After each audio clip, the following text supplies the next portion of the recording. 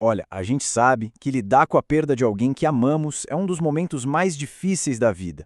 E no meio de toda essa dor, ainda aparecem umas questões bem práticas para resolver. A principal delas, o inventário. A nossa ideia aqui hoje é justamente essa: descomplicar o que parece um bicho de sete cabeças e oferecer um guia, um caminho mais claro para quem é herdeiro e está passando por essa fase. E é importante dizer que essa nossa conversa de hoje é uma iniciativa do escritório Moraes e Tavares Advogados Associados.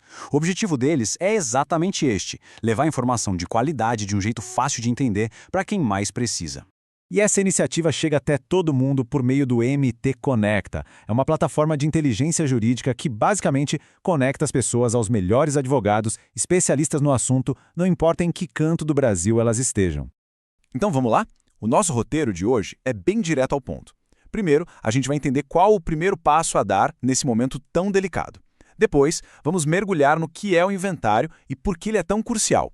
Na sequência, vamos ver a diferença entre o judicial e o extrajudicial e qual a melhor escolha.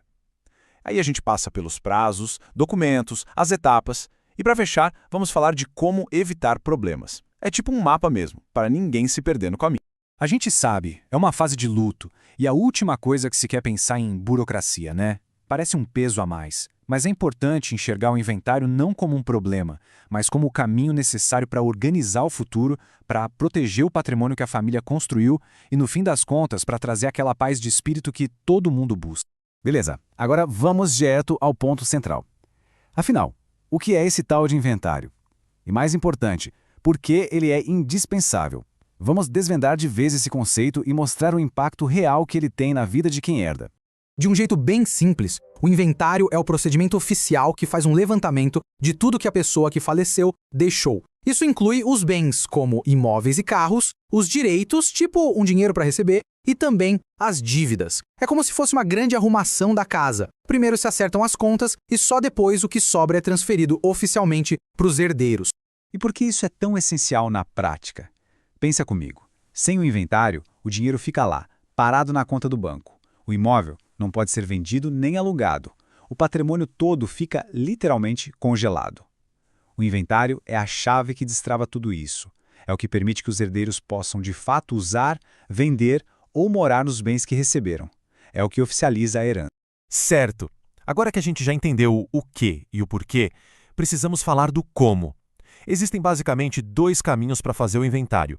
E essa é uma das primeiras e mais importantes decisões a serem tomadas, sempre com a ajuda de um advogado, claro. E aí vem a pergunta que todo mundo faz, né? Qual o caminho certo para o meu caso? A resposta depende de três fatores principais: se existe um acordo total entre os herdeiros, se a pessoa deixou um testamento e se todos os herdeiros são maiores de idade e capazes.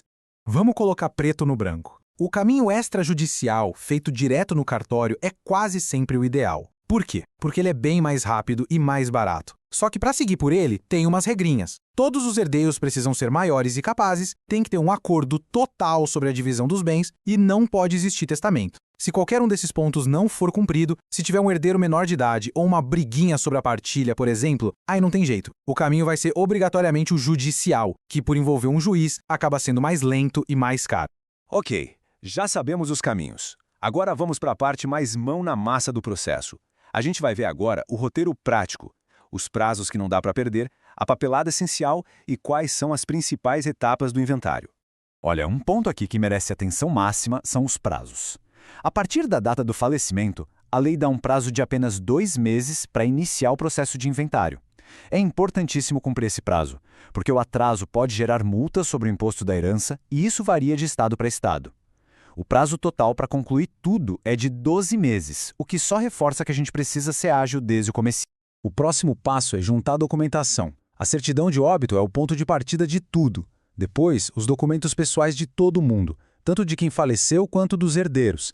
E, claro, os documentos que provam a posse dos bens, tipo as matrículas dos imóveis, extratos de contas e investimentos.